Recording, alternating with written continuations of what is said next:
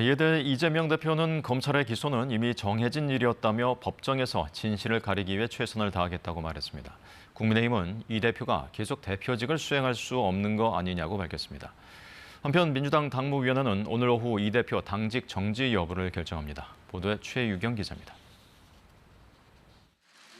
민주당 이재명 대표는 검찰의 기소가 이미 답이 정해진 일이었다고 했습니다.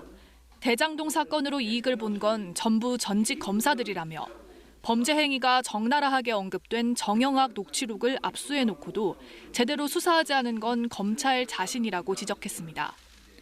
온갖 압수수색 쇼, 체포영장 쇼를 벌이면서 시간을 끌고 정치적으로 활용하다가 이제 그 정해진 답대로 기소한 것입니다. 전혀 놀랄 일도 아닙니다. 이 대표는 이제 검찰의 시간이 끝나고 법원의 시간이 시작될 것이다. 법정에서 진실을 가리기 위해 최선을 다하겠다고도 했습니다. 국민의힘은 혐의가 입증됐다는 판단이 서면 당연히 기소해야 한다며 법위에 누구도 군림할 수 없다고 강조했습니다. 백현동 쌍방울 사건 등을 언급하며 이 대표에 대한 추가 수사와 기소도 계속될 수밖에 없다고 지적했습니다.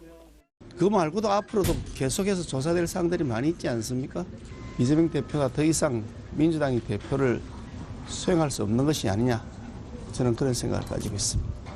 한편 민주당은 오늘 당직자가 부정부패 혐의로 기소되는 즉시 직무를 정지하는 내용을 담은 당원 80조 적용 여부를 곧바로 논의하기로 했습니다. 현행 당원으로는 정치 탄압 등 부당한 기소가 인정될 경우 당무위원회 의결을 거쳐 직무를 정지하지 않을 수 있는데 이 대표 기소에 이 같은 예외 조항을 적용할지를 놓고 당내 논란이 불거질 수 있습니다.